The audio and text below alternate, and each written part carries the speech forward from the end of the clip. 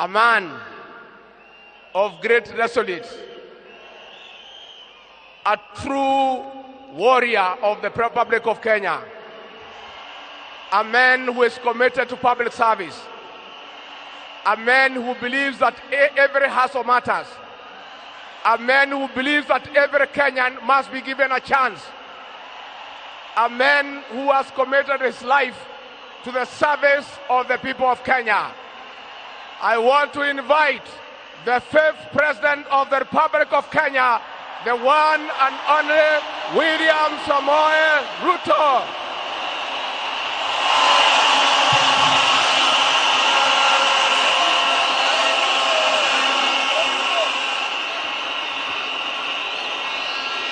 Thank you very much, my brother Rigathi Gachagua. Let me request all of us to be seated, please. Thank you.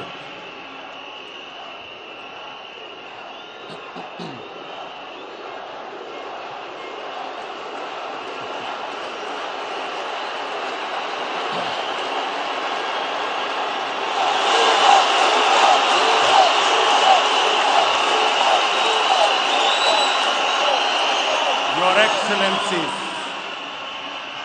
heads of state and governments, representatives of heads of state and government, my brother, the former President, Uhuru Muigai Kenyatta, and Mama Margaret Kenyatta, Madam Chief Justice and President of the Supreme Court, ministers present,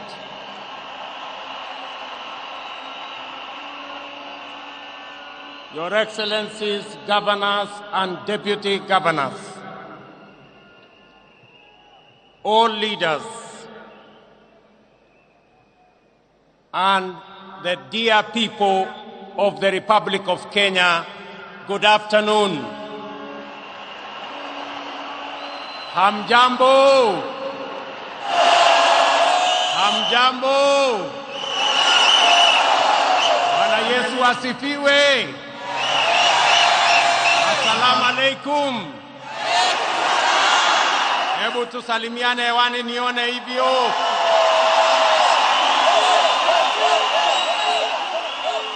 Asanteni sana. This moment is a moment like no other. By the grace of God, we have got here. And let me say,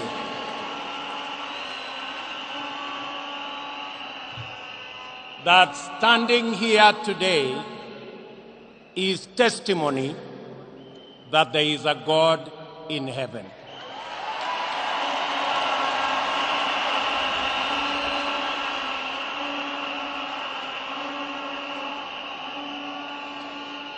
And today, I want to thank God because a village boy has become the President of Kenya.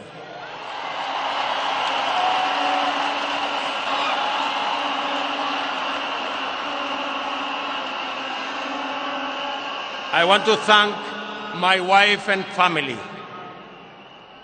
for always praying for me and praying for my team. I want to thank the many friends who have been with me in this journey. Many have gone through difficult times because of their association with me. Friends, I want to say thank you very much.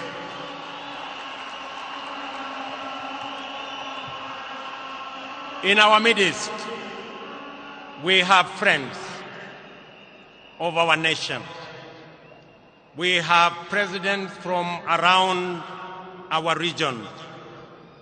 Allow me, with a lot of humility, to introduce the presidents that are in our midst, because they have taken time out of their busy schedules to come and celebrate this moment with us. Allow me introduce the father of our region, President Yoweri Kaguta Museveni, the President of Uganda.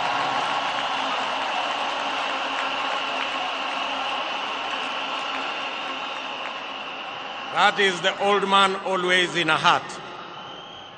Allow me to introduce His Excellency President Denis Sassou Nguesso, the President of Congo Brazzaville, my father who is here. Allow me to introduce His Excellency Ismail Omar Guelleh, President of the Republic of Djibouti. Allow me to introduce my elder brother, His Excellency Paul Kagame, the President of the Republic of Rwanda. Allow me to introduce His Excellency President Salva Kiir Mayardit, the President of the Republic of South Sudan.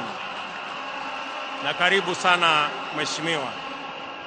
Allow me to introduce His Excellency Filipe Nyusi, the President of the Republic of Mozambique. Allow me to introduce His Excellency Dr. Emerson Mnangagwa, the President of the Republic of Zimbabwe. Allow me to introduce His Excellency Felix Tshisekedi, the President of DRC.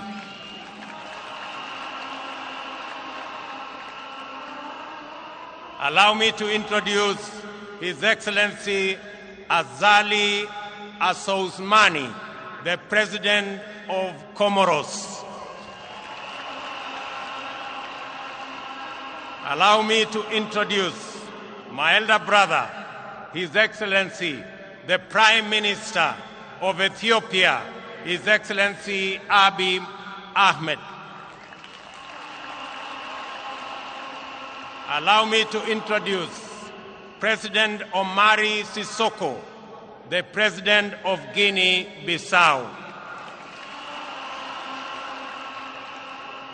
Allow me to introduce a man who knows this country very well, and a pastor, Dr. Lazarus Chakwera, the President of Malawi. Allow me to introduce our neighbor and the chair of the East African Community, the President of Burundi, His Excellency Evariste Ndayishimiye. Allow me to introduce His Excellency Wavel Ramkalawan, the President of Seychelles. Allow me to introduce our neighbor, President Hassan Sheikh Mohammed, the President of Somalia.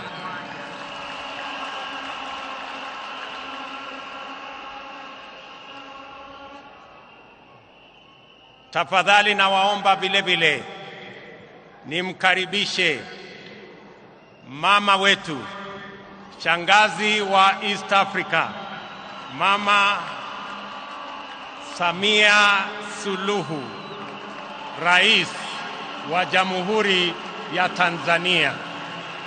Karibu sana mama wetu. In our midst are many other leaders, including vice presidents, other prime ministers, and other leaders senior government officials and representatives of friendly governments who've been sent to us. Among them, delegation from the United States of America, a delegation from Israel, a delegation from China, a delegation from Korea, and a delegation from many other countries who have come to celebrate this moment with us.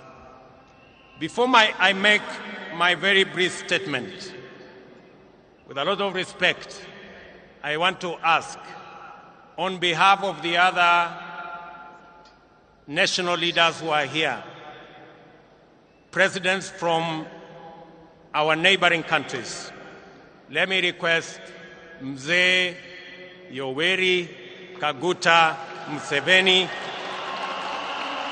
to make just a few remarks. Karibu Mzee.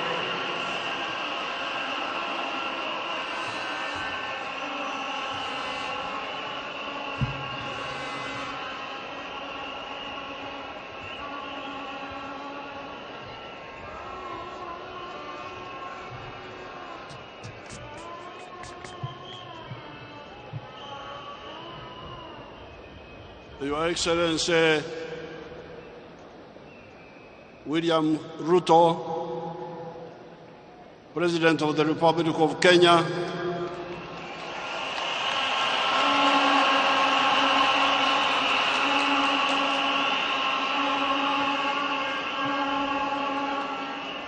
Excellencies, heads of state and government who are here, His Excellency Vice President of Kenya, Mr. Gachagua,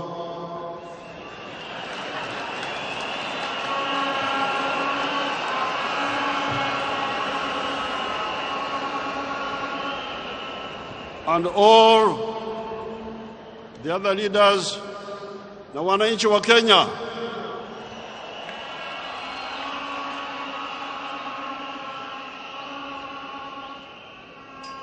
Kwanza, hongera kwa Mheshimiwa William Ruto kushinda uchaguzi.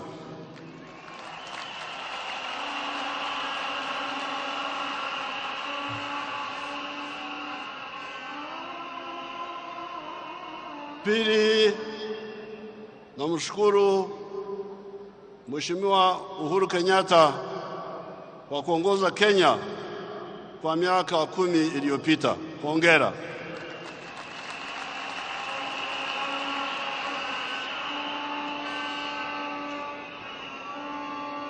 Kawaida, normally I don't watch television stations in the neighboring countries. But whenever there are elections like in Tanzania or Kenya recently, I started watching your television channels.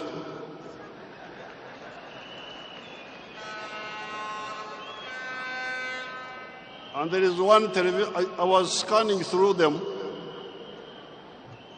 but I watched something called KTN News Chivumbi.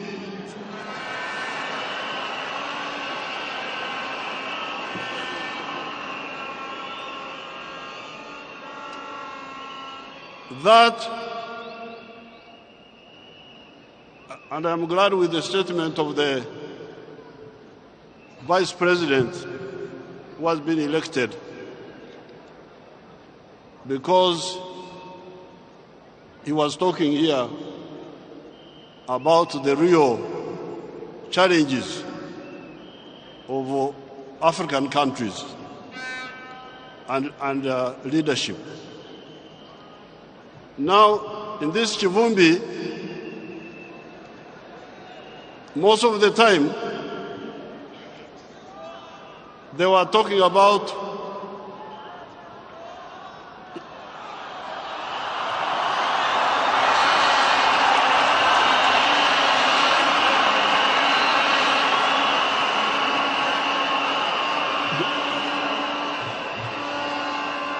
don't involve me in your internal affairs.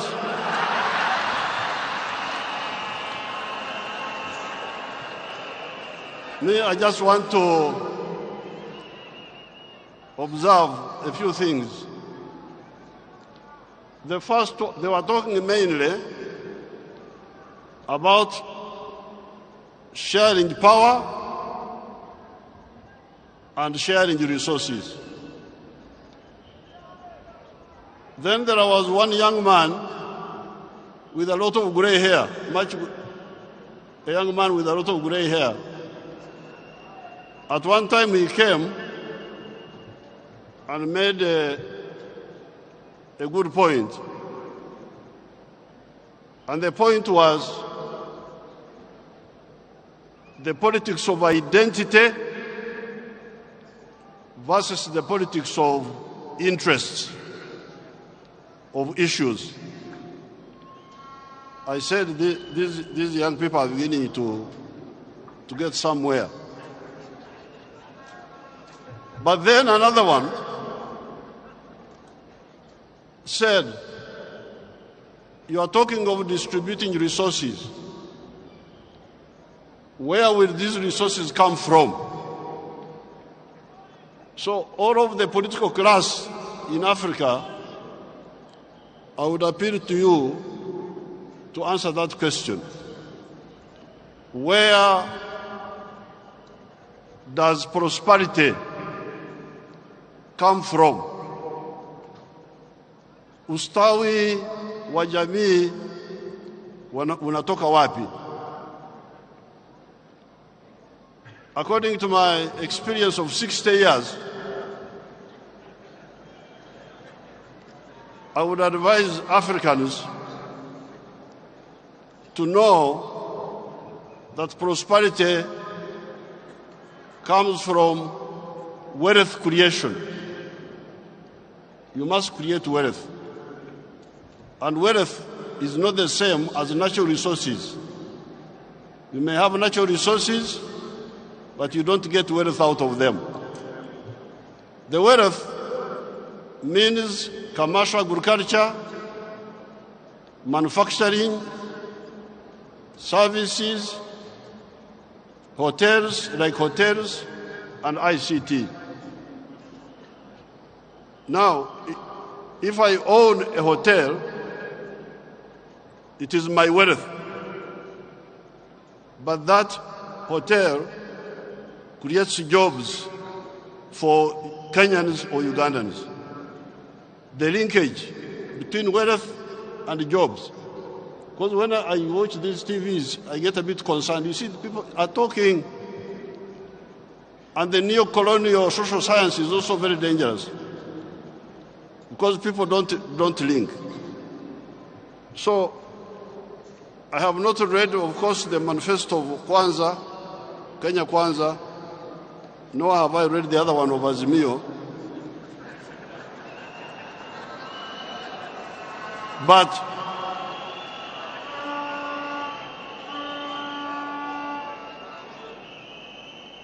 But I know His Excellency Ruto. I've met him a number of times in Uganda, and I know he likes ideas and frank talking. Now, what I found a problem in that KT News Chivumbi was in all the things they were talking about, they were not talking about East African integration. They talk about Kenya, Kenya, Kenya, Kenya. But I can tell you, and then one of them, the other evening, one of them was quoting the example of American President Roosevelt. Roosevelt started a program in 1934 which created jobs and so on. But Roosevelt was utilizing the huge market of the United States, which had already been created by some people who had a vision. So therefore, I congratulate His Excellency Ruto I thank His Excellency Uhuru on behalf of the presidents who have come here. I did not come here to give a lecture about this or that, but I thought that in order for Uganda and Kenya and Tanzania and Congo and Burundi and Rwanda and South Sudan and Somalia, which is coming now, in order for us to catch up with the United States, we need also to look at the issue of the regional market. Because when you produce, who buys? The more people that buy from you, the better for the business and the better for job creation. I thank you and I wish you good luck. Congratulations, Kenyans.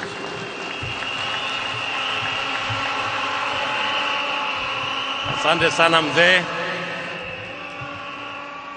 With a lot of apology, I have been informed that in our midst we have other friends who I did not mention.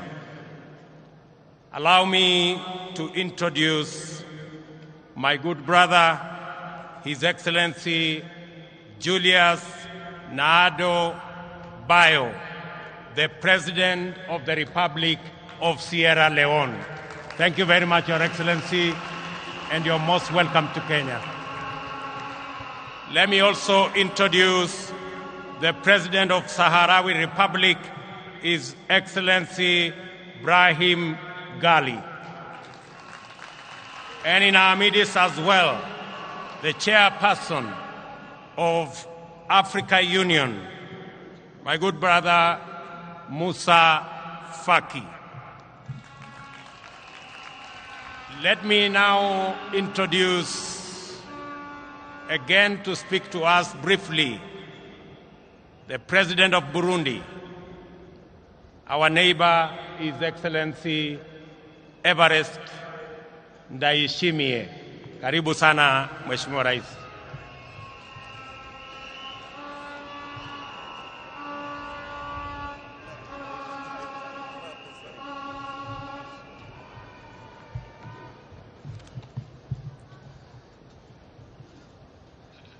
Mheshimiwa Rais William Ruto, Rais wa Jamhuri ya Kenya, and the First Lady, Excellencies, Head of State and Government, Mheshimiwa ndugu yangu Uhuru Kenyatta, viongozi kwa ngazi mbalimbali za nchi ya Kenya, Head of Delegations, members of Diplomatic Corps, wananchi wote wa Kenya, hamjambo? Hamjambo? Kenya oye! Jumuiya ya Afrika Mashariki oye!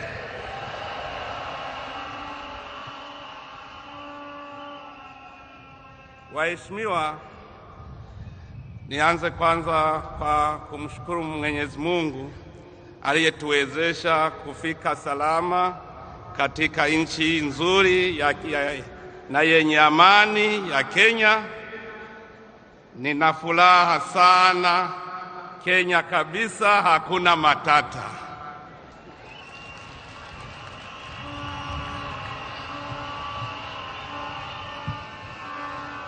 Nichukue tena fursa hii niwapongeze Wakenya wote kwa kufuata mioyo yao wakati wa kupiga kura na kuthibitisha kwa mara nyingine ukomavu wao wa hali ya juu na kuonyesha ulimwengu viwango vya demokrasia yao.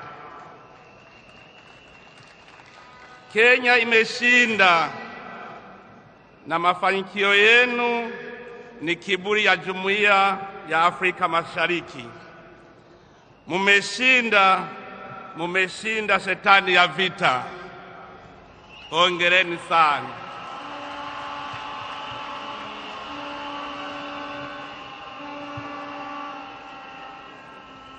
Hongera sana ndugu yangu mpendwa Mheshimiwa William Ruto kwa kuteuliwa kuwa rais wa Kenya. Ni present nzuri, unakuja bila ubishi kama mtoto mzuri, na nakutakia kila laheri. Wakenya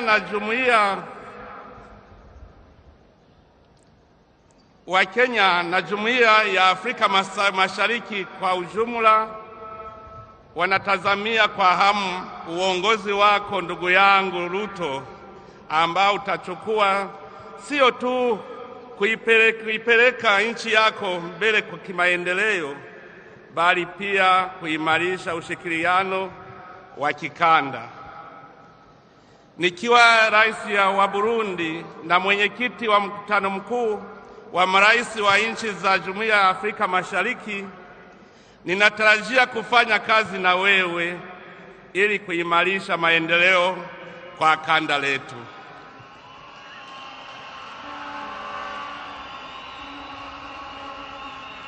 Na upande wa Burundi, tunafurahia uhusiano mzuri ambao kwa bahati nzuri upo kati ya Kenya na Burundi miaka mingi, na ninaweza kukuhakikishia mheshimiwa ya kwamba undugu kati ya Wakenya na Warundi utaendelea kusimama imara, na undugu nilio ufurahia Mheshimiwa Uhuru utaendelea kwako ndugu Ruto.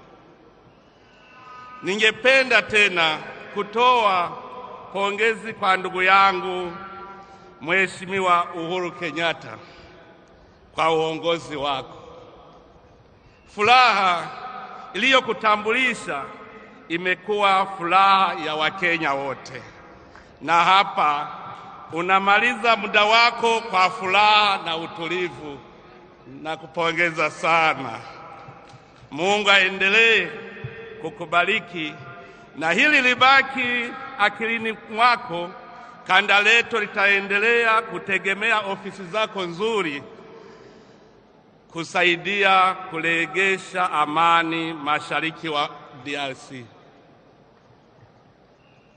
Ningependa kuhitimisha hotuba yangu kwa kupongeza kwa mara nyingine tena Mheshimiwa Rais William Ruto na kukutakia afya njema na mafanikio mema.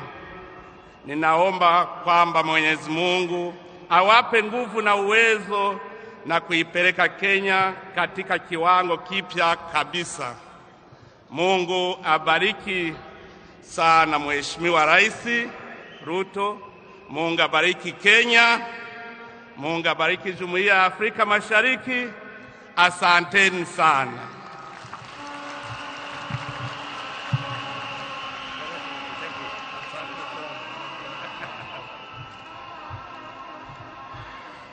Wa mwisho, na kabla sijamuita wa mwisho, let me recognize the presence of the Prime Minister of Eswatini.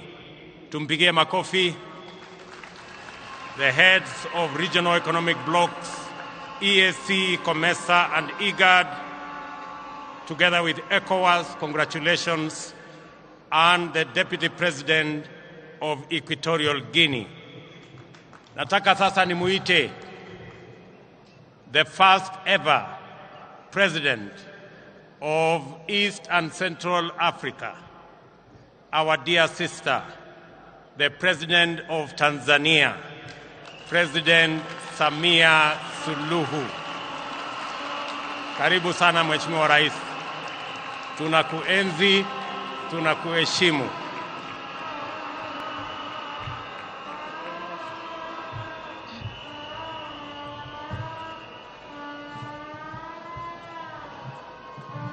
Mheshimiwa William Samoei Ruto, Rais wa Jamhuri ya Kenya na Mama Ruto, Mheshimiwa Rigathi Gachagua, Naibu Rais wa Jamhuri ya Kenya na Mama Gachagua, Mheshimiwa Uhuru Muigai Kenyatta, Rais mstaafu wa Jamhuri ya Kenya na Mama Kenyatta, waheshimiwa wakuu wa nchi na serikali tuliokuja kuunga mkono shughuli hii leo, waheshimiwa mabalozi na wakuu wa taasisi za kimataifa, wageni walikwa, wananchi wa Kenya, mabibi na mabwana, Kenya we!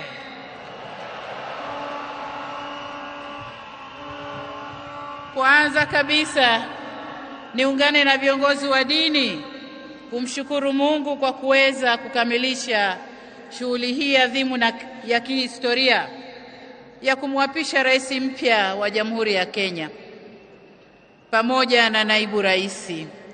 Kwa niaba ya serikali na watu wa Jamhuri ya Muungano wa Tanzania, tunawapongeza sana.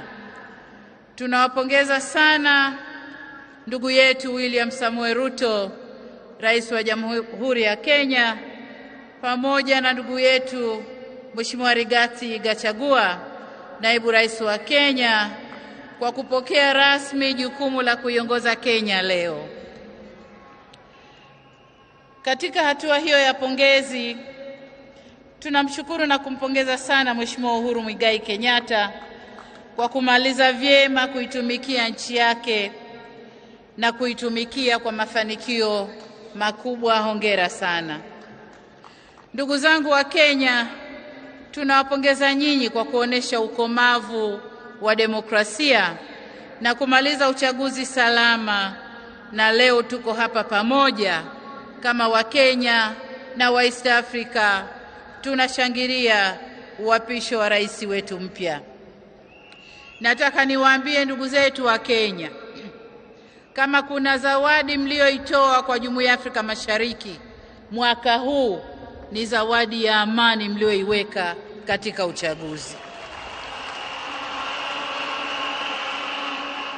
Tunawashukuru sana sana sana kwa zawadi hiyo muhimu. Ndugu zangu wa Kenya, uchaguzi umemalizika. Sasa ni kujenga taifa la Kenya. Na hapa niungane na walioimba hapa kwamba wananchi wote wa Kenya sasa mshikane mikono kuijenga Kenya. Mwisho, kama dada, nitumie fursa hii kuihakikishia Kenya dhamira yetu ya dhati ya kufanya kazi kwa kushirikiana kwa karibu zaidi katika kuleta maendeleo ya pamoja ya kijamii na kiuchumi baina ya nchi zetu, lakini na ukanda wote wa Afrika Mashariki. Namwomba Mwenyezi Mungu amwezeshe ndugu yetu Ruto pamoja na serikali atakayoiunda, awatie nguvu ili waweze kutumikia vyema nchi hii katika kiwango kinachotarajiwa na wananchi wa Kenya.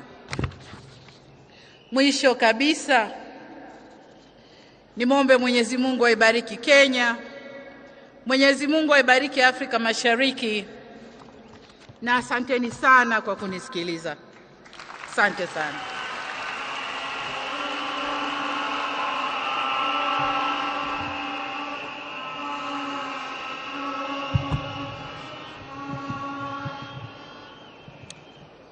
Asanteni sana, and thank you very much for your comments and your words of encouragement.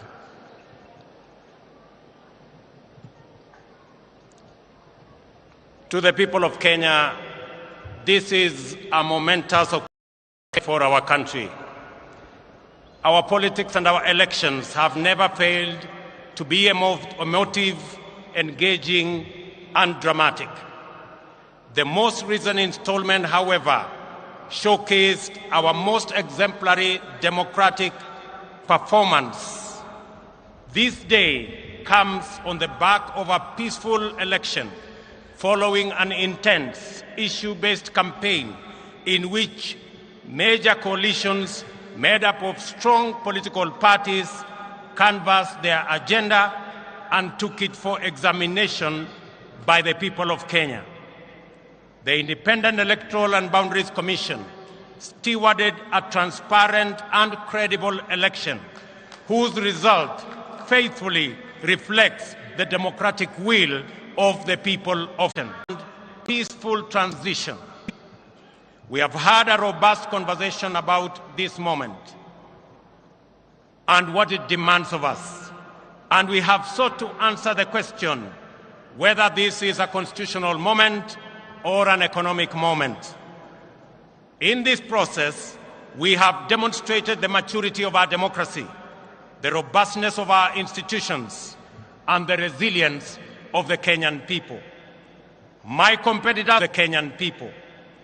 My competitors and I mobilized vigorously to offer the citizens of Kenya the most appealing agenda as well as the best roadmap to achieving it.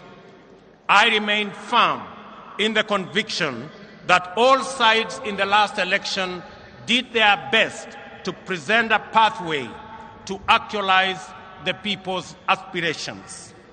The just concluded election was a choice between competing ideas towards the Kenya we want. Elections and democracy entail unifying competition, not divisive rivalry. The performance of our security services, the performance of the IEBC and the judiciary was put to severe test. By and large, these institutions lived up to our expectations. We can only aspire to do better in future, and I give my undertaking that my administration shall work to ensure that the bar is raised even higher for the next general elections. A significant dividend of our electoral and democratic process is the tremendous achievement we made in breaking the glass ceiling by enhancing the participation of women in leadership. 7 women were elected as governors, up from 3 in the last election. 29 women were elected as members of the National Assembly, up from 23 in 2017. 7 women deputy governors and 3 women senators were elected as well. It is very clear that this election had many winners, far exceeding those who were actually elected. By far,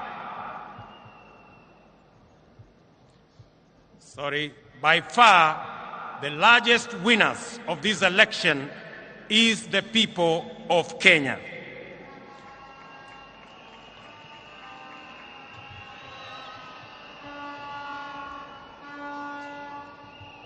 We have done well as a nation. We have blazed the trail in an increasingly challenging environment where democracy is consistently on trial. We have come a long way in our nation's journey to freedom, and going by our most recent performance in these elections, we conclude in confidence that we are almost home.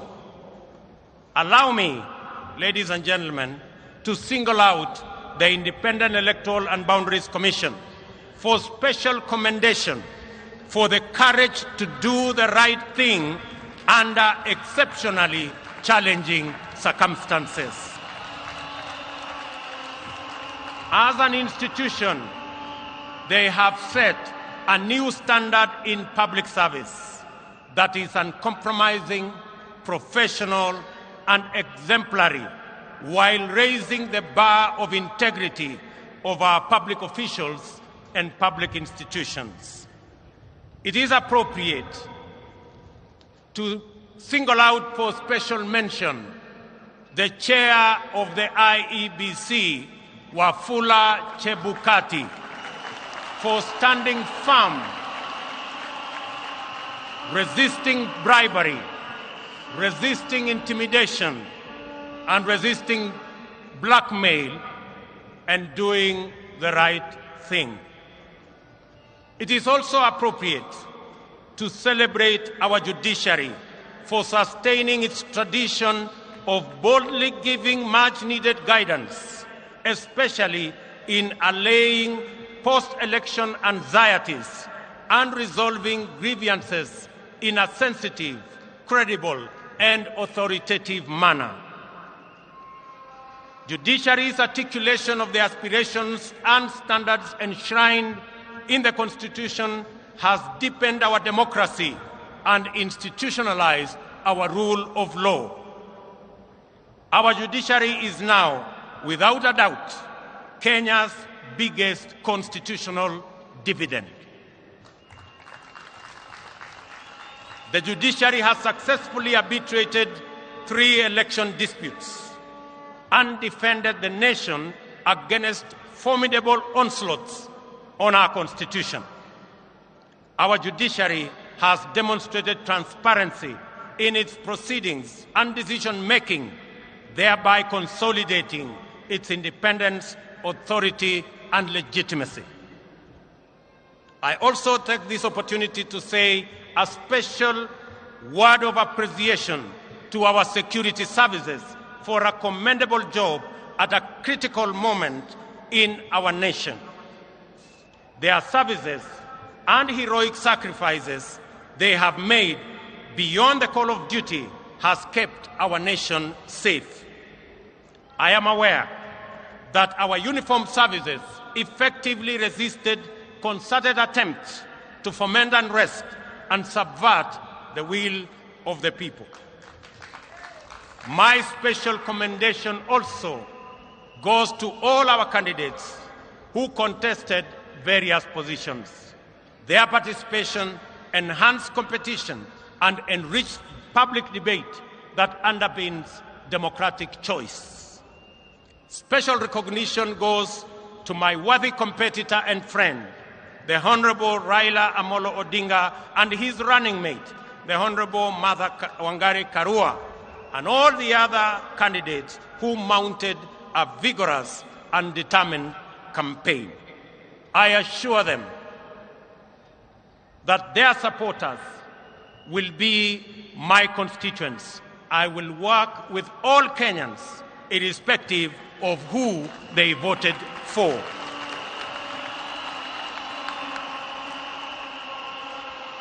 Our special gratitude also goes to millions of Kenyans in the Hustler movement for tirelessly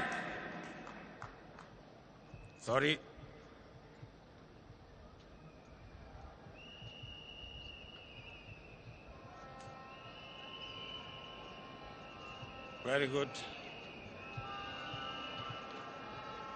Very good.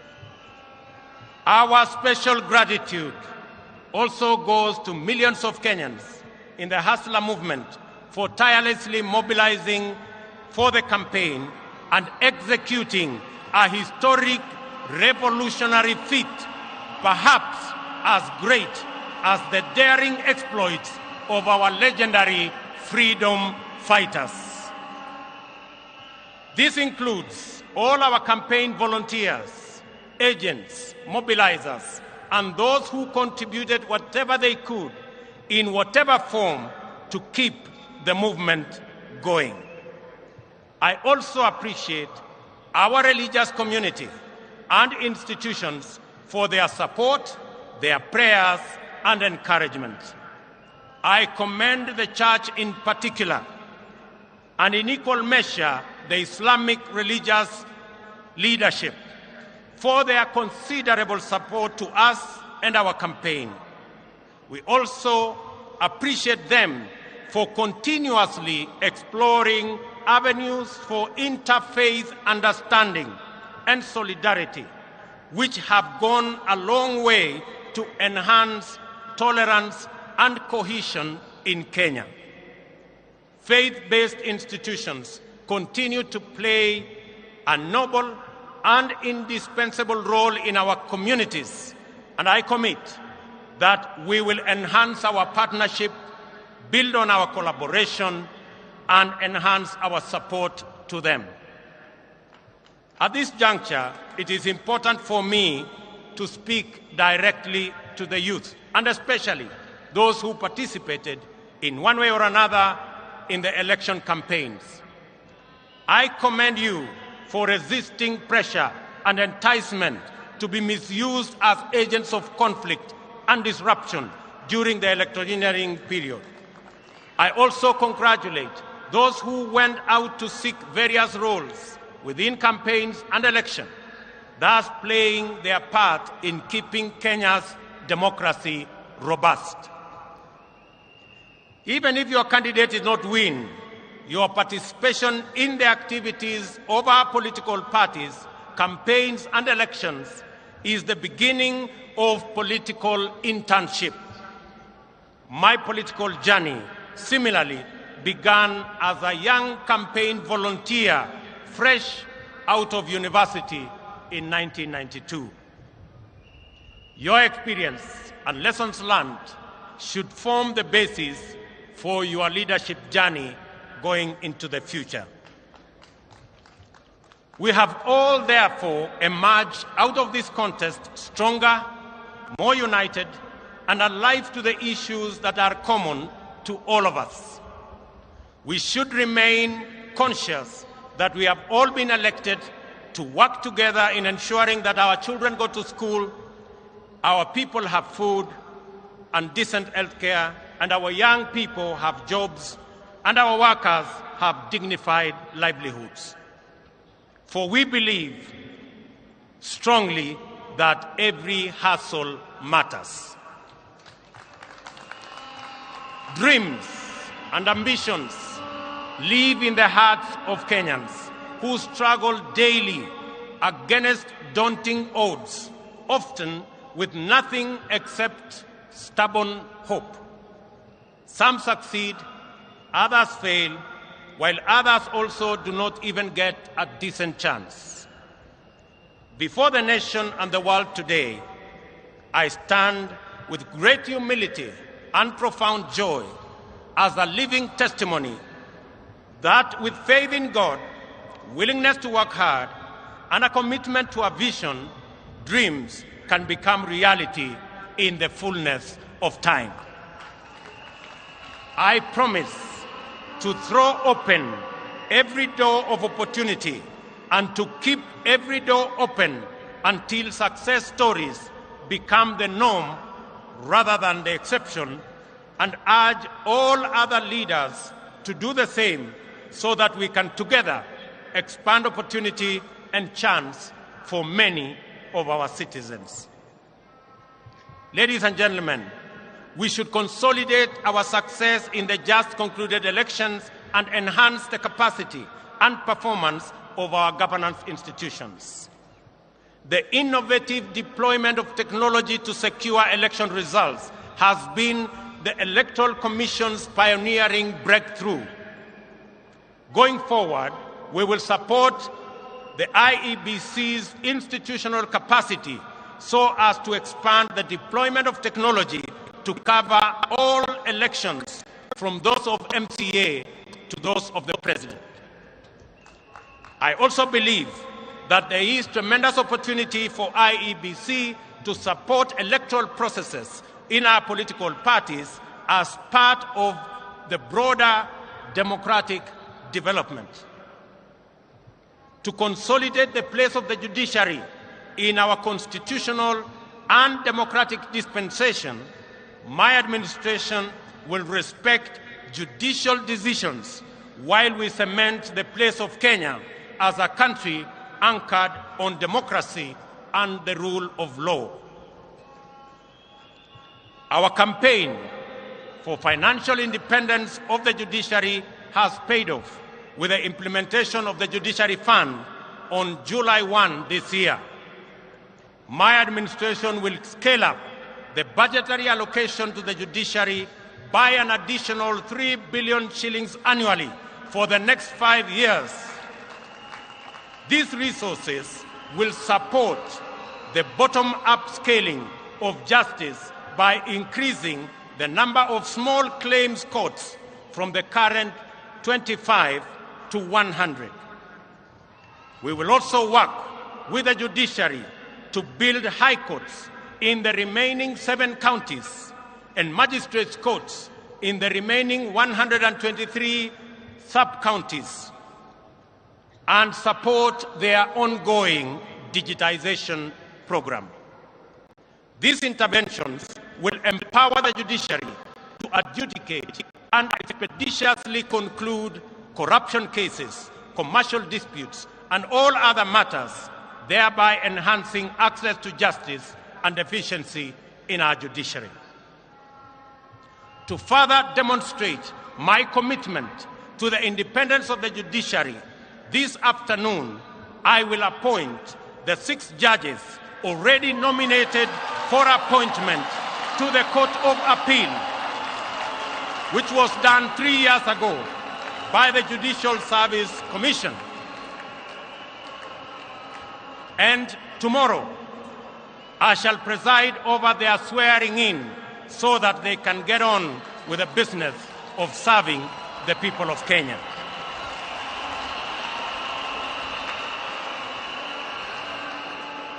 As required by Article 245 of the Constitution, the Inspector General of Police is mandated to exercise independent command over the National Police Service.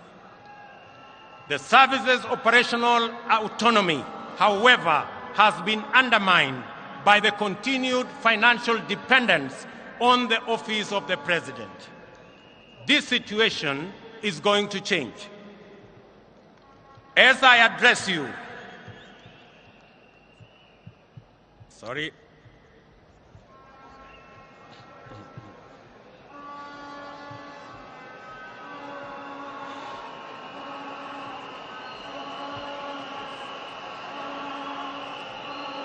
One moment. Good. There we are. As I address you, I have instructed that the instruments conferring financial autonomy to the National Police Service by transferring their budget from the Office of the President and designating the Inspector General as the accounting officer be placed on my desk for signature this afternoon.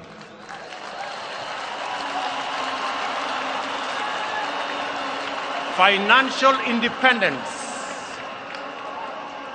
of the police will give impetus to the fight against corruption and end the political weaponization of the criminal justice system, an undertaking I made to the people of Kenya. I understand the deep fissures and low morale in the public service. The intimidation that was visited on IEBC commissioners and staff during the election was also meted out on various other agencies and staff in public service. This is now in the past. I assure all public officers that my administration will respect their professional service, and no public servant, even chiefs and their assistants, will be required to run political errands for any political party or formation.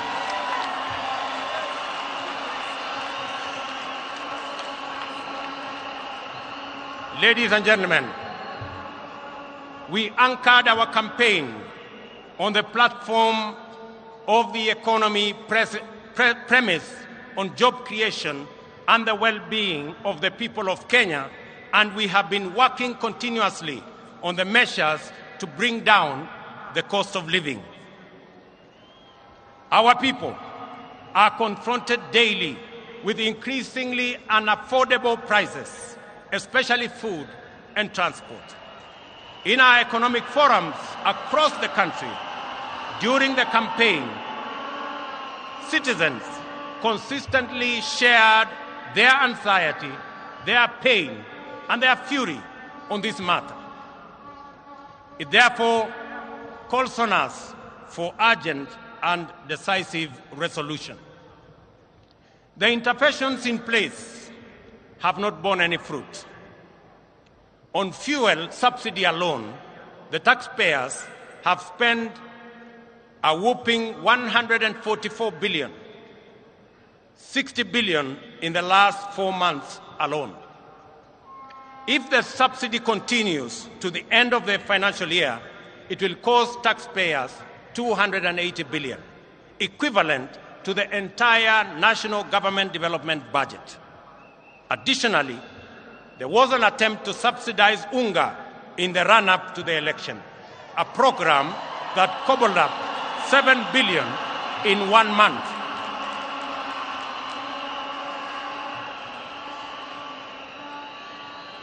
In addition to being very costly, consumption subsidy interventions are prone to abuse. They distort markets and create uncertainty, including artificial shortages of the very products they seek to subsidize. The cost of living challenges are related in our respectful submission to production. Our strategy to bring down the cost of living is predicated on empowering producers.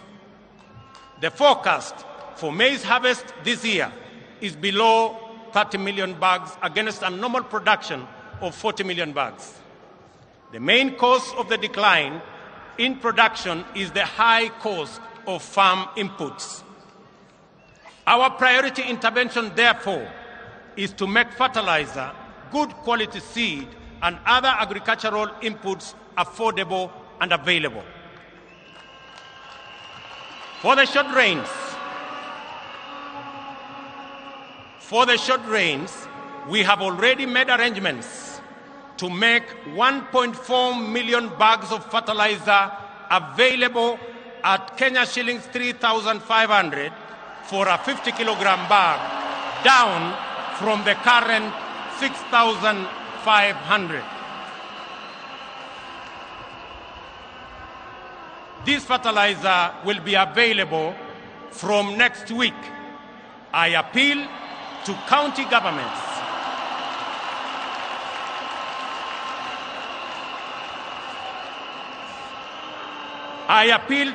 governments in eastern, central, and western regions, where we are expecting short rains, to work with us in making sure that this fertilizer is available to all farmers in that region so that we can begin the journey to increase our food production initiatives.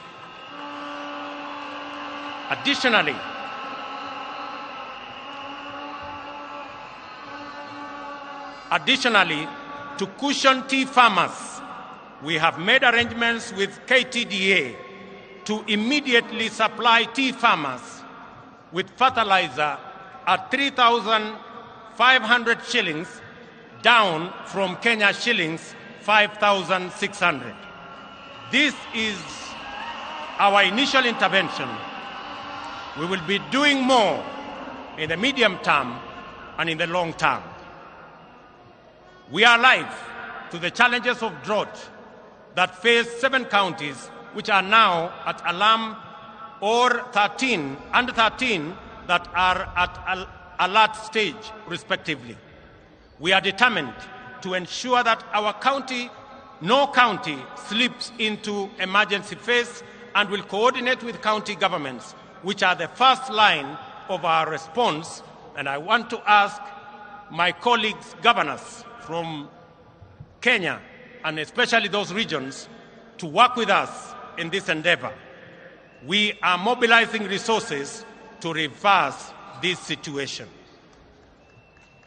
Our goal is not just to provide relief and recovery to restore the situation, but to invest and unblock the huge economic potential of rangelands that constitute 2/3 of our country. Jobs, ladies and gentlemen, is our other priority. It is time for us to stem the tide of youth unemployment. Every year, 800,000 young people join the workforce, and over 600,000 of them do not find opportunities for productive work. Moreover, our young people in cities and towns face very hostile environments, many times treated as a nuisance and their hassles criminalized. Those who seek to set up formal businesses are faced with a bureaucratic monster that is multiple licenses. Our immediate agenda is to create a favorable business and enterprise environment, decriminalize livelihoods, and support people in the informal sector to organize themselves into stable, viable, and credit-worthy business entities. This is the essence of the bottom-up economic model, which creates a path for traders and entrepreneurs to build linkages, experience safety, and enjoy security as they go about their enterprises. We will work with county governments to create frameworks that provide secure trading places in our cities and in our towns.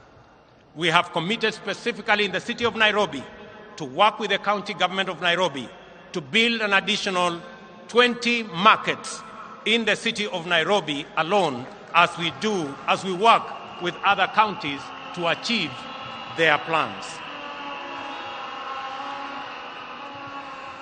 Financial inclusion and access to credit are critical in addressing the fundamental factors of cost of living, job creation, and the people's well-being.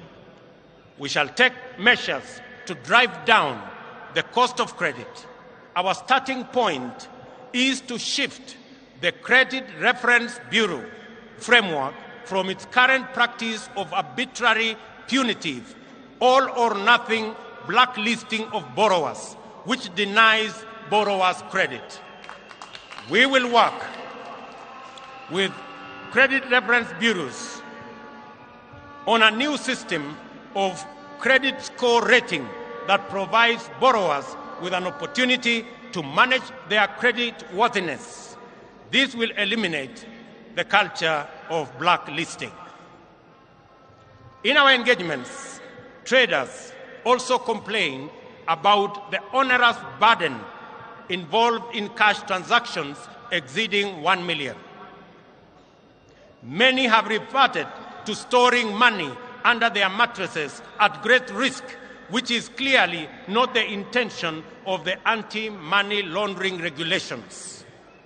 While we remain fully committed to mitigating this risk, we believe that there is scope to make compliance.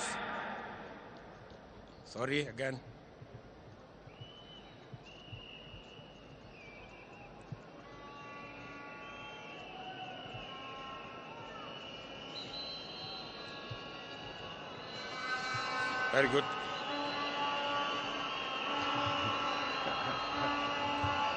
While we remain fully committed to mitigating this risk, we believe there is scope to make compliance less burdensome on genuine business transactions. I have been assured by the central bank that work is ongoing on how to ease this burden without compromising the security of our financial system. Shortly, I will be announcing to the country what we have agreed with the central bank so that Kenyans can go ahead and facilitate their transactions without unnecessary impediments. Ladies and gentlemen, we shall implement the Hustler Fund, dedicated to the capitalization of micro, small, and medium enterprises through chamas, SACCOs, and cooperatives to make credit available on affordable terms that do not require unnecessary collateral. To implement all these interventions, we shall establish a Ministry of Cooperatives and SME Development mandated to ensure that every small business has secure property rights, access to finance, and a supportive regulatory framework. Furthermore, to deal with the huge challenge of youth unemployment, we will roll out our social and affordable low-cost housing program, targeting an average of 250,000 units every year. This will create opportunities in the entire job market. We will engage TVET institutions to provide necessary skills to enable the Jua Kali industry supply standardized products for our housing program. We will leverage on our competitive advantage in the leather and textile industry to roll out our labor-intensive agro-processing industrialization program. This will start in Naivasha Industrial Park and Dongokundu Industrial Park. This afternoon, I will be issuing instructions for clearing of goods and other attendant operational issues to revert to the Port of Mombasa, as I made a commitment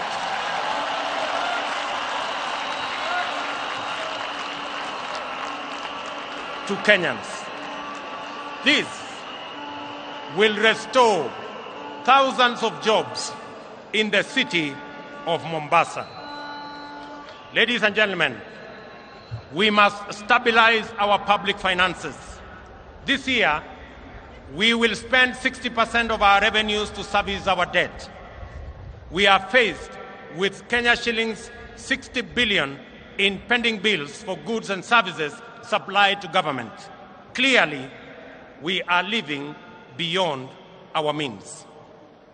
This situation must be corrected.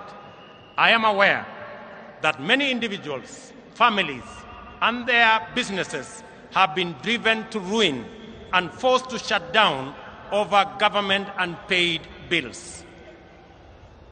We shall give priority to the expeditious resolution of our pending bills so that the government can meet its obligation and facilitate better economic performance.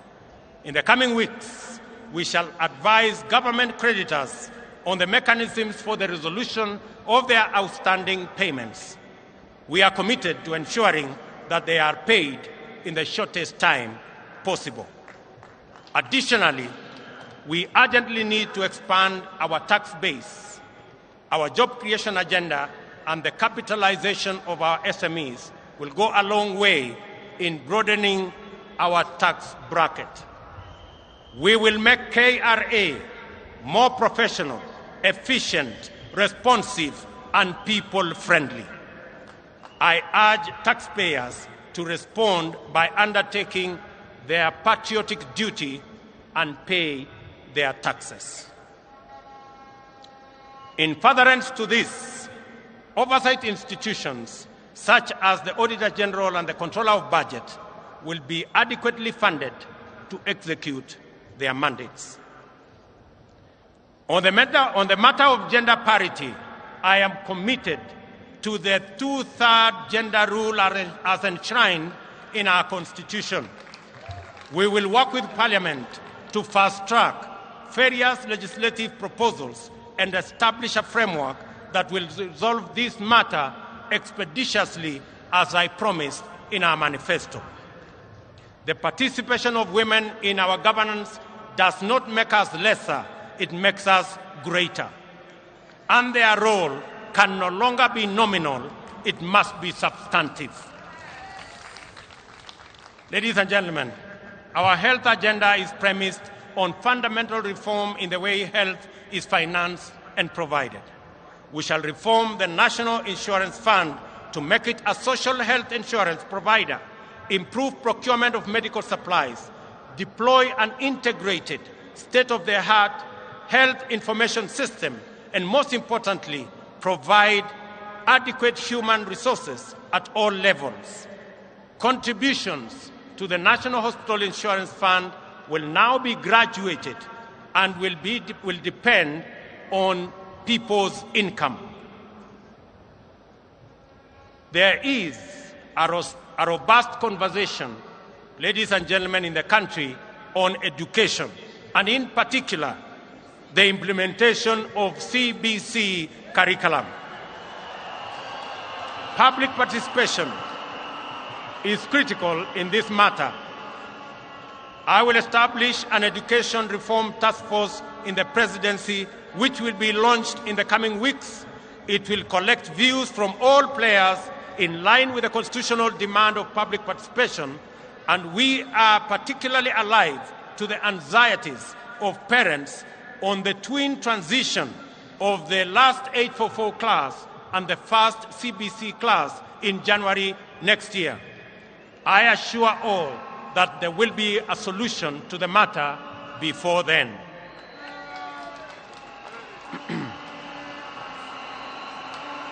We have elevated our diaspora to the 48th county.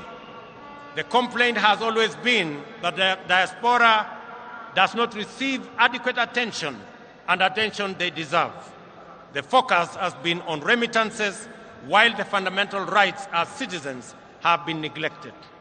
To correct this oversight, I pledge to elevate diaspora to a ministry level, strengthen diaspora services in all embassies, work with Parliament to set up a committee that will exclusively deal with diaspora issues, and set up a mechanism for public participation by Kenyans living in diaspora.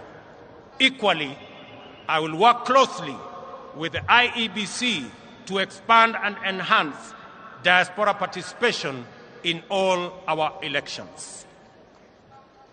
Ladies and gentlemen, devolution and sharing of power and resources is not just a national value, but a principle of governance in our Constitution, but it also is the ground jewel of our constitutional dispensation and the proudest achievement of the citizens of the Republic of Kenya. Every part of our country has experienced the positive impact of this invaluable institution, and Kenyans yearn for better performance of all our devolved units. One of the best ways of accelerating national development is through collaboration with county governments. As Deputy President, I witnessed firsthand the tremendous potential of intergovernmental synergy and look forward to scaling up our capacity to harness these bountiful possibilities. Because of this realization, I have no hesitation in accelerating the transfer of outstanding functions to counties together with the attendant resources. To promote budget efficiency and minimize disruptions and delays in devolved service delivery, my administration commits to take necessary measures to secure the timely disbursement of revenues allocated to county governments. The success of devolution depends on sound intergovernmental relations. There is a template which incorporates lessons from successes as well as failures in past engagements, and we stand a stronger chance of making devolution work better. Kenya will continue, ladies and gentlemen, to be a dedicated partner to peace, security, and prosperity of East Africa region. We look forward to deepening our integration. We welcome our newest member, the DRC, whose entry now extends our region from the Indian Ocean to the Atlantic. Kenya is fully committed to the implementation of the East African Community Treaty and its protocols of free movement of people, goods, and services. Equally important is our commitment to the full actualization of the Africa Continental Free Trade Area. Ladies and gentlemen, Kenya will continue playing its role in international diplomacy at the bilateral and multilateral levels, appreciating that we are host to major international agencies, including the United Nations. I commit on the peace initiatives in our country, in our region, including both in Ethiopia and in the Great Lakes region, I have asked my elder brother, President Uhuru Kenyatta, who has done commendable engagement with those regions, and he has graciously agreed to continue chairing those discussions on behalf of the people of Kenya. I have committed that the government of Kenya, and myself in particular, will support those initiatives that will be chaired by President Uhuru Kenyatta. And I want to thank you, Your Excellency, for graciously agreeing to support us and to help me in those interventions. Among the central concerns of my government will be climate change. In our country, women and men, young people, farmers, workers, and local communities suffer the consequences of climate emergency. It is not too late to respond. To tackle this threat, we must act urgently to keep global heating levels below the 1.5 Celsius, help those in need, and end addiction to fossil fuels. Africa has the opportunity to lead the world. We have immense potential for renewable energy. Reducing costs of renewable energy technologies make this the most viable energy source. Kenya is on transition to clean energy that will support jobs, local economies, and sustainable industrialization. In Kenya, we will lead this endeavor by reaffirming our commitment to transition to 100% clean energy by 2030. We call on all our brothers and sisters in our continent to join us in this journey. As members of the international community, we shall support a successful climate summit in Africa in November by championing delivery of finance and technology needed for Africa to adapt to climate impacts, support those in need, and manage the transition. My administration is ready to work with global partners to fight pandemics and other health emergencies. We are also committed to promoting Kenya's vigilance and efficacy in responding to emerging public health challenges. We stand ready to play our role in the collective effort to keep the public safe. I call upon countries that have developed vaccines to make them available to us. Ladies and gentlemen, my government commits to create a business-friendly environment, eradicate barriers that hamper business development and growth, and make Kenya one of the most compelling and attractive business destinations. We are an open, democratic society founded on freedom and justice. We take pride in receiving visitors and offering them our legendary hospitality. Kenya is a land of immense natural beauty and unforgettable delights. Ladies and gentlemen, I stand here on my day one as president. I make a commitment that in the days ahead, I will make pronouncements that are going to better define the trajectory of my administration. I promise to make every Kenyan proud and to ensure the economic well-being of all of us. Without exception, ladies and gentlemen, I want to thank you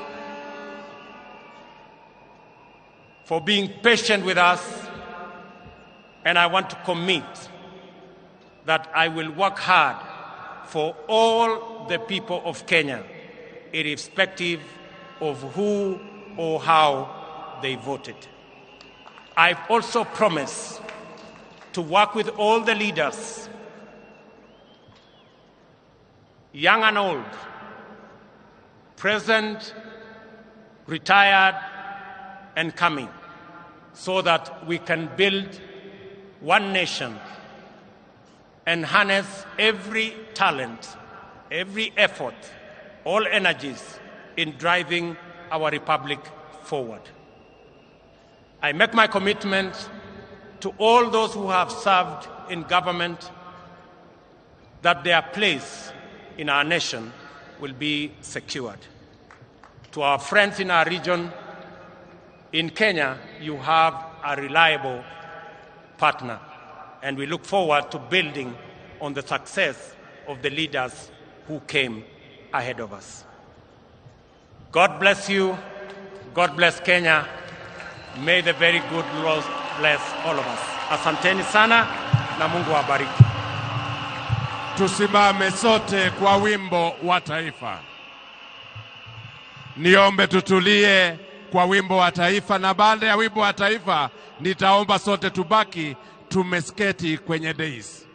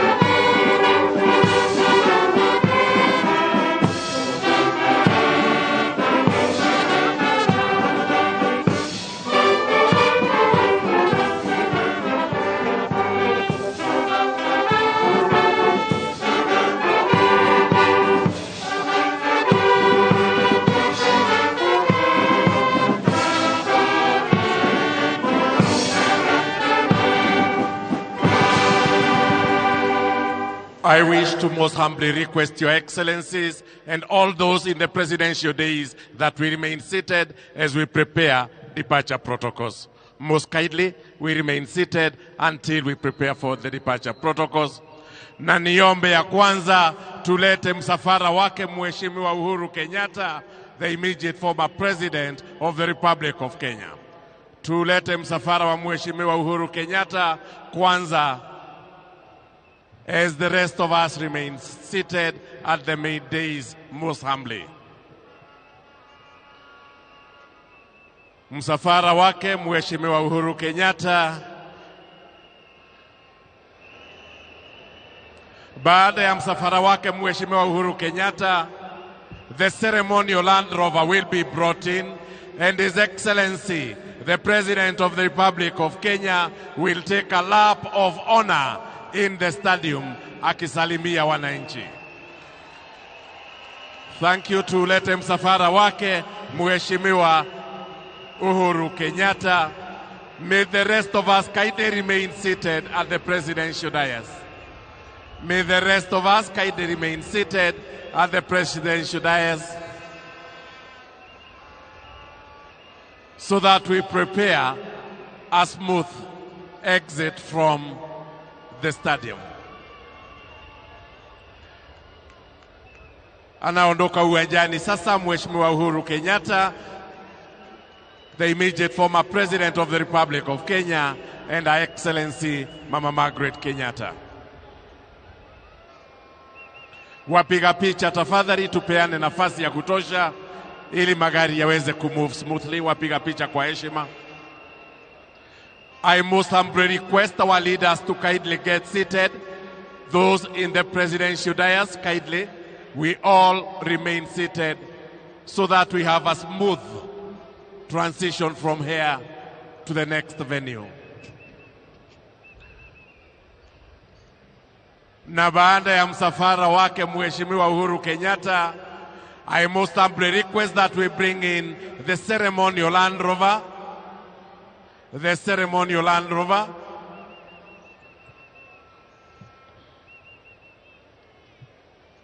Faster, please, most kindly. Thank you. If we could kindly move faster, thank you. Wapiga picha niombe tuondoke sababu Land Rover itatembea pahali mko. Wapiga picha tuondoke, because the ceremonial Land Rover will move from where you are. May I now welcome Your Excellency, the President of the Republic of Kenya, to board the ceremonial Land Rover and take a lap of honor inside the stadium, ukisalimia wananchi. The rest of us kindly remain seated at the presidential dais. We bring in the ceremonial Land Rover so that His Excellency the President is able to greet Kenyans as he takes a lap of honor inside the stadium.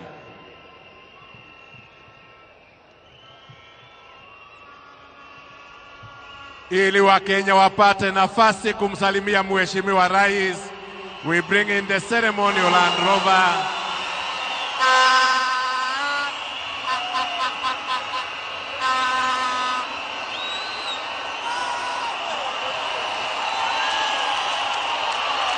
The rest of us, we remain settled in the presidential days, kindly.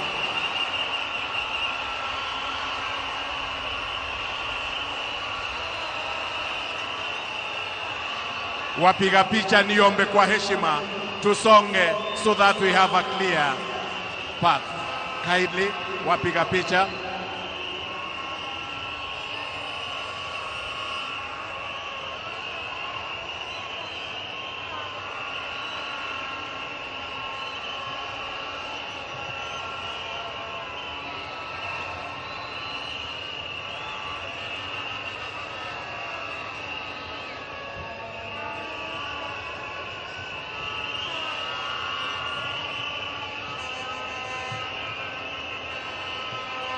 His Excellency the President of the Republic of Kenya, mounting now the ceremonial Land Rover, aweze kusalimia wananchi na kuwapungia mkono wananchi wa Jamhuri ya Kenya waliopo hapa.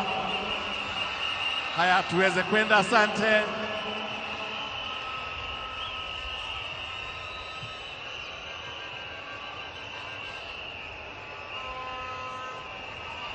Tumpungie mkono wananchi wakati Mheshimiwa Rais anapita karibu na bahari tumeketi. Tumpungie mkono Mheshimiwa Rais wa Jamhuri ya Kenya. Wapiga picha niombe tena turudi nyuma jameni. Let us kindly facilitate a safe and smooth exit.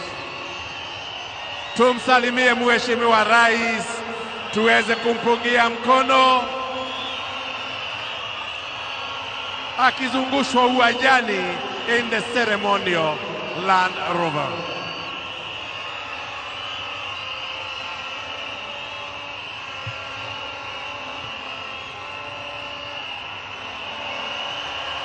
Tumpungie mkono wananchi in the ceremonial vehicle. His Excellency, the President of the Republic of Kenya and Commander-in-Chief of the Defense Forces. Tumpungie mkono wananchi.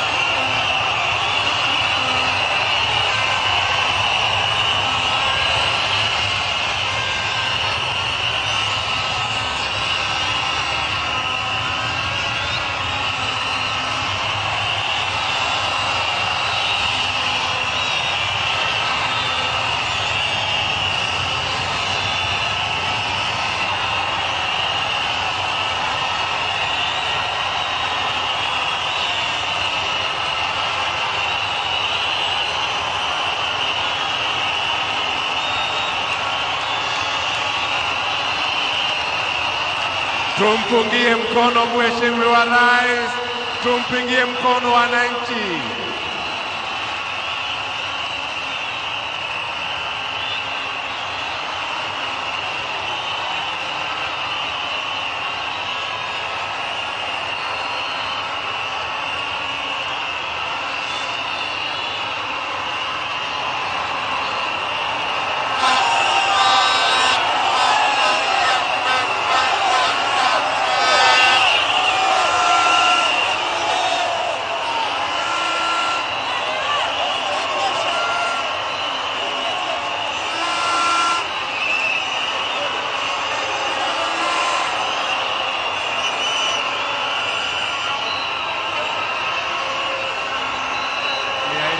Your Excellency Mama Ruto, Your Excellency the First Lady Mama Ruto, kindly if you could calm down so that we thank you, Your Excellency.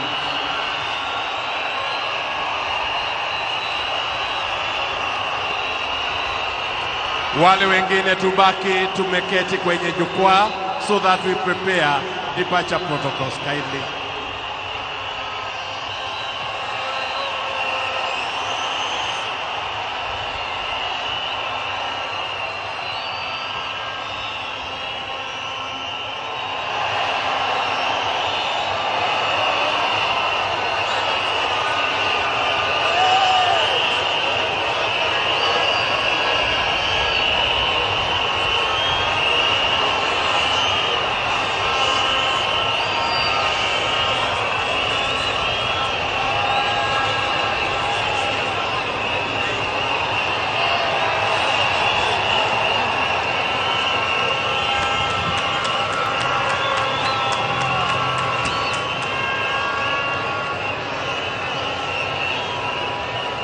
Tulete msafara wake Mheshimiwa Rais wa Jamhuri ya Kenya. Tulete msafara wake Mheshimiwa Rais sasa.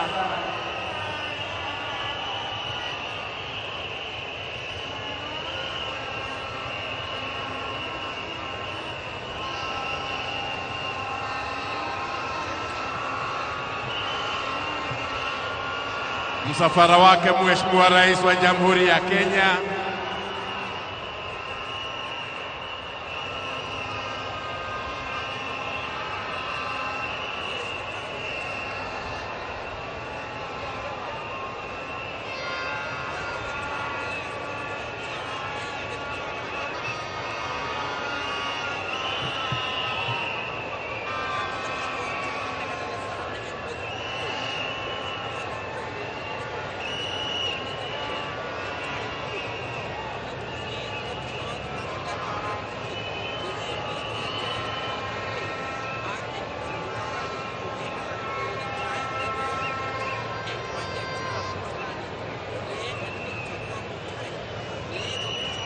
Na Mheshimiwa Rais atakapoondoka uwanjani, niombe tulete msafara wake Mheshimiwa Rais wa Jamhuri ya Uganda.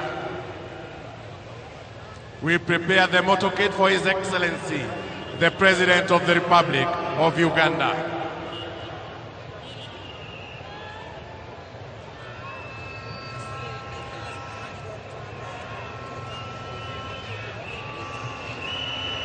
Waandishi wa habari bado naomba turudi nyuma so that we follow the proceedings kindly.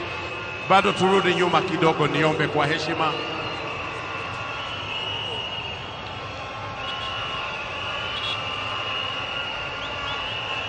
The motorcade for His Excellency the President of the Republic of Kenya departs.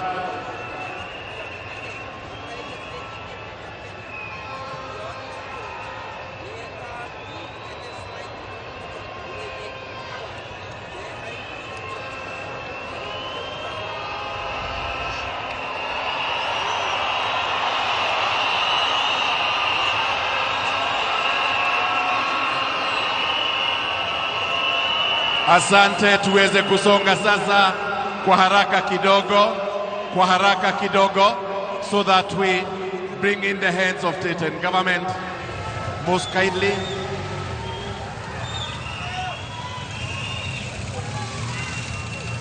Niombe sasa tulete msafara wake Mheshimiwa Rais wa Jamhuri ya Uganda.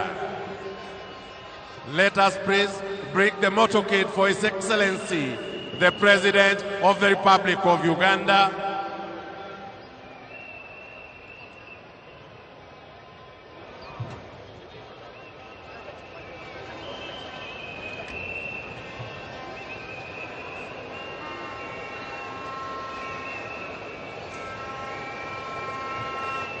The motorcades, kindly, faster.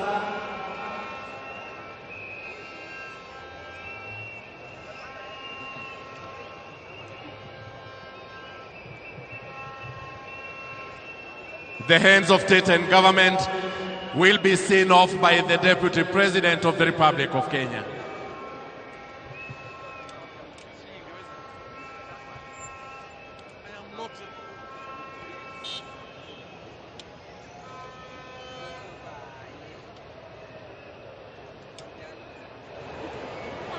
Tuondoe magari kwa heshima mpaka tulete ya Mheshimiwa Rais wa Uganda.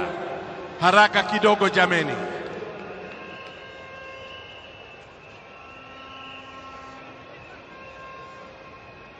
The motorcade for His Excellency, the President of the Republic of Uganda, followed by the motorcade of His Excellency, the President of Congo Brazzaville.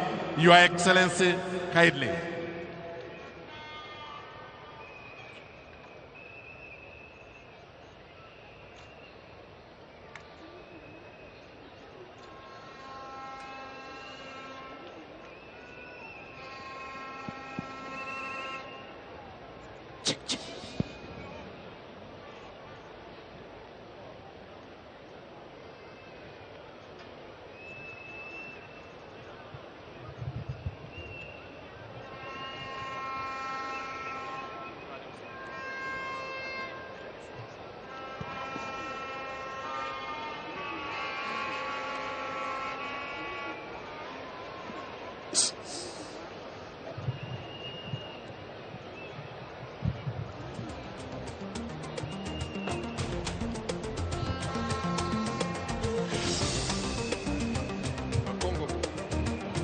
Yes. Msafara wake Mheshimiwa Rais wa Jamhuri ya Congo Brazzaville.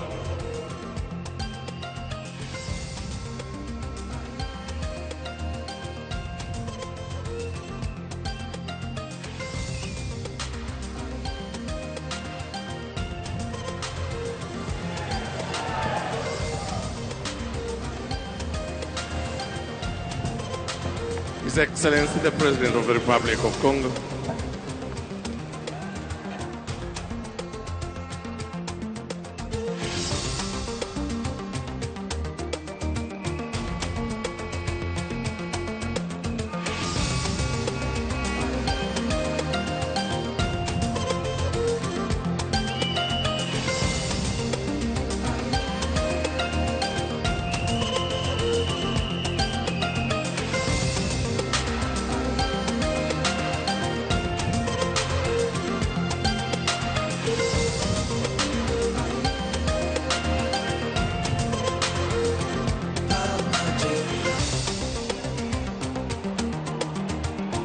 Na tulete sasa msafara wake Mheshimiwa Rais wa Djibouti.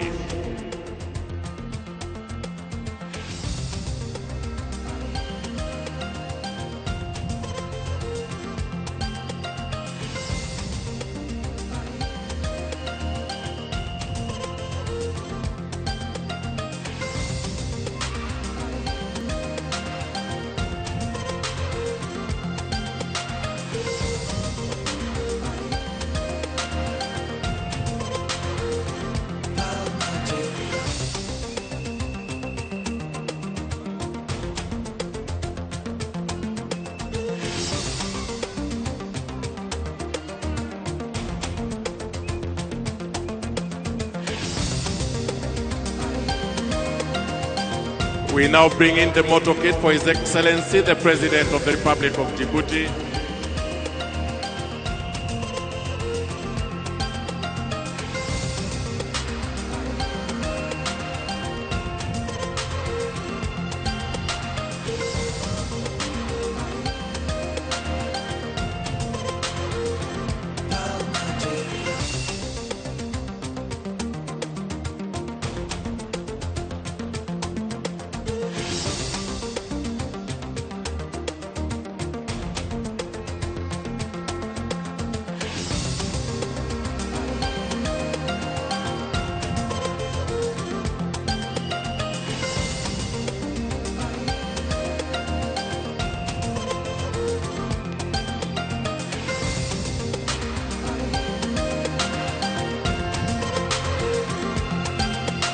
And now the motorcade for His Excellency, the President of the Republic of Rwanda.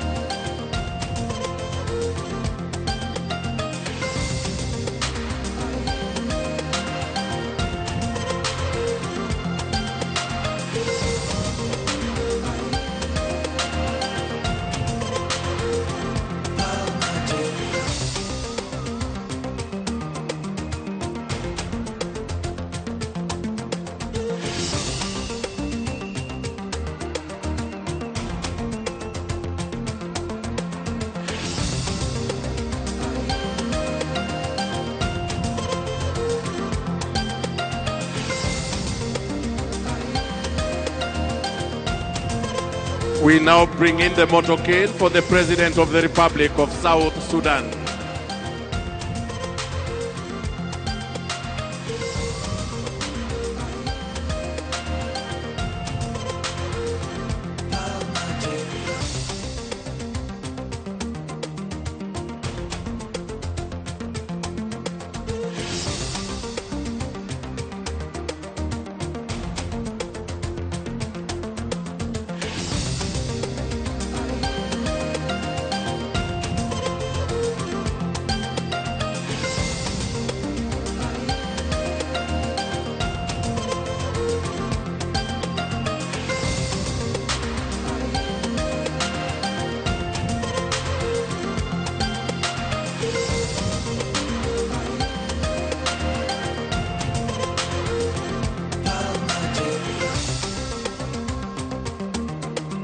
We bring in the motorcade for the President of the Republic of South Sudan.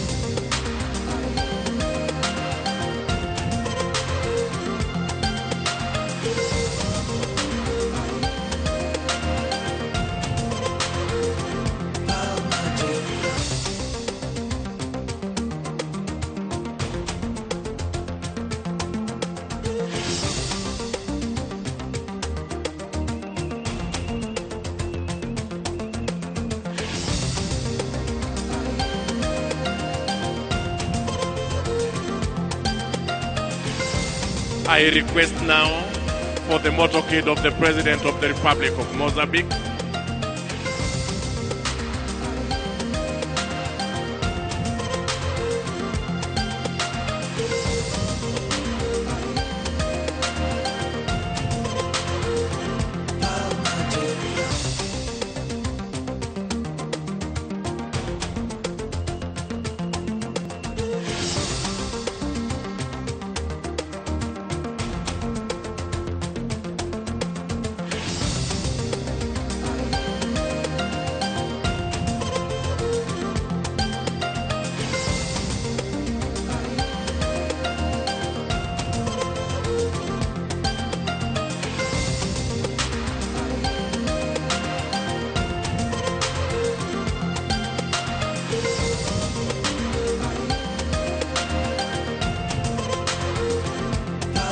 Motorcade for the President of the Sahrawi Republic.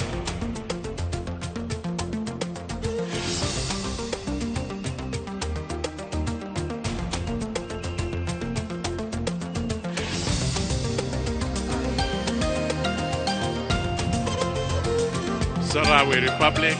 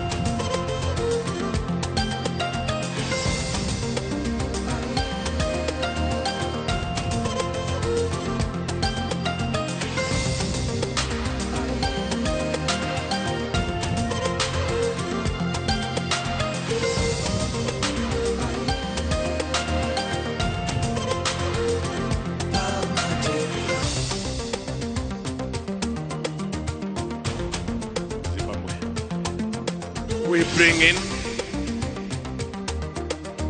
the motorcade for the President of the Republic of Zimbabwe.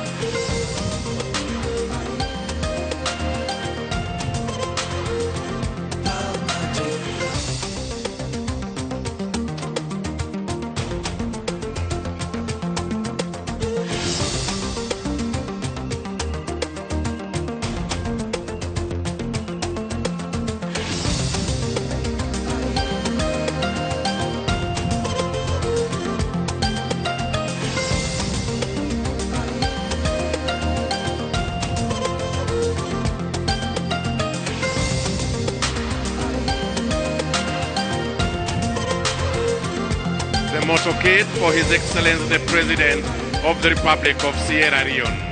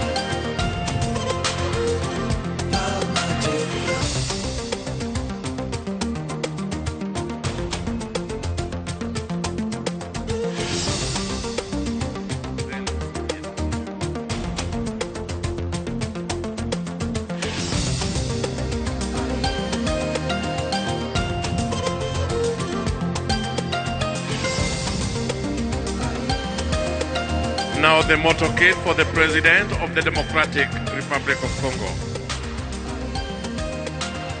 DRC.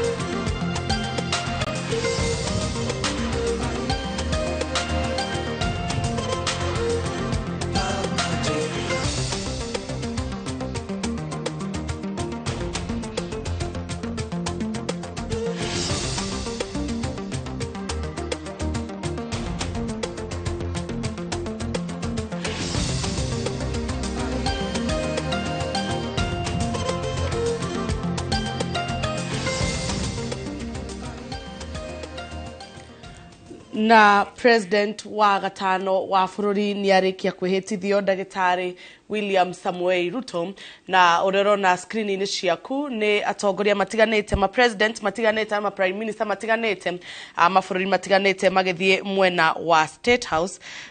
Tuguthie na mbere na kumunia maundu maria marathie na mbere matiri mararikia kuma mwena wa Kasarani kwa ihinda riri ni president wa bururi wa Congo uraingira ngari-ini nigetha oke mwena wa State House. Hau kabere tukuonete president wa Uganda Yoweri Museveni akiuma na nitukuonete Ismail Omar wa Djibouti na mundu gwitwo Paul Kagame wa Rwanda.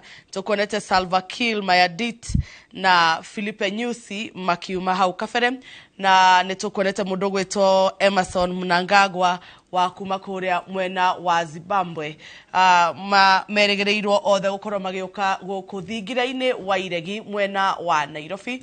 Tuguthie na mbere na kumenyithia maria marathie na mbere na haria uhoro ukinyete president William Ruto ni gukoretwo auma mbere yao othe na goka guku mwena wa thingira wa iregi.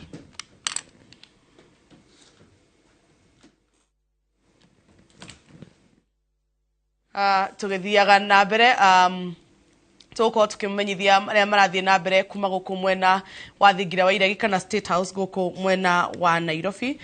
Nitwirigireire atongoria othe a mabururi maria megukite guku gukorwo makinyitanira na kwīhītithio kwa president William Ruto. Tukumenyithia maundu maria marathie na mbere na gwikika. Bica irona hau screen-ini yaku ni cia kuria mwena wa Kasarani. Ma president makiuma kuria mwena wa Kasarani na mwena uyu ungi ni mwena wa State House aria maramanyita ugeni makiingira mwena wa State House.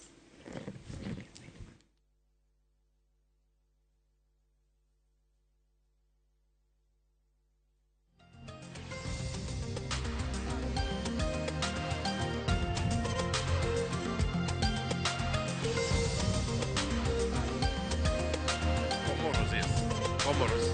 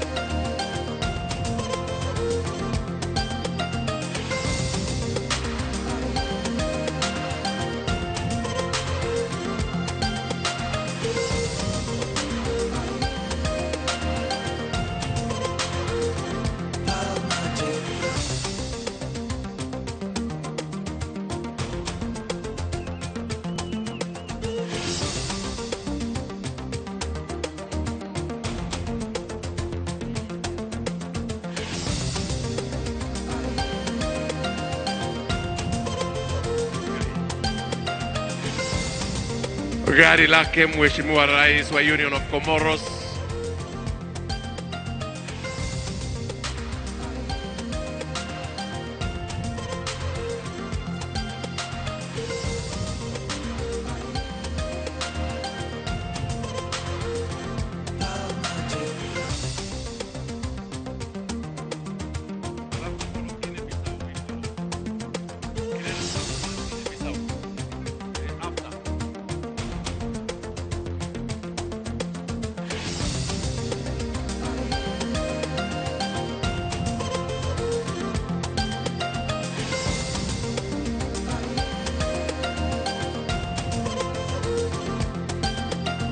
tulete msafara wake Rais wa Jamhuri ya Guinea Bissau.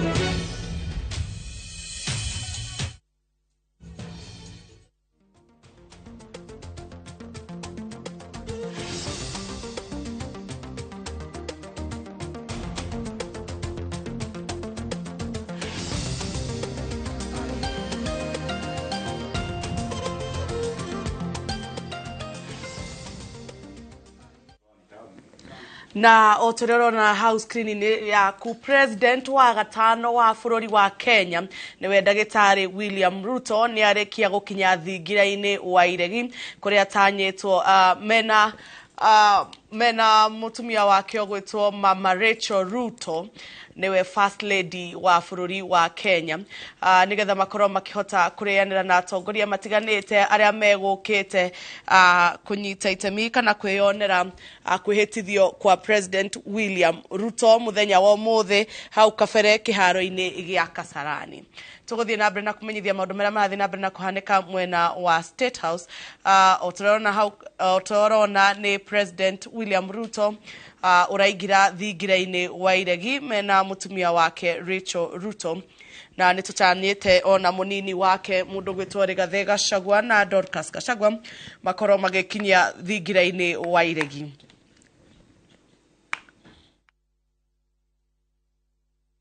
Na otugithia na mbere ni tuko tukimenyithia hihi atongoria matiganite mabũrũri matiganite aria megwikinyite bũrũri-inĩ wa Kenya muthenya wa muthi aria makinyite mwena wa State House nigetha makoro makihota kurianira kana na githungu iria mareta luncheon mwena wa State House niyo luncheon ya mbere ya mundu gwetwo William Ruto na atongoria a mabũrũri mangi thiini wa thingira wa iregi kuma arikia kwīhītithio mwena wa Kasarani muthenya wa umuthi. Ngikuririkania o hanini atongoria megukinyetie mwena ucio ni Yoweri Museveni wa Uganda, President wa Uganda Yoweri Museveni, President wa Tanzania Samia Suluhu Hassan, President wa Rwanda Paul Kagame, President wa Burundi Evariste Ndayishimiye, hena wa DRC Congo Felix Tshisekedi, Hassan Sheikh Mohamud wa Somalia na Salva Kiir wa South Sudan ni amwe president matiganite mabũrũri marigaine na Kenya aria megwikinyetie mwena wa Kasarani.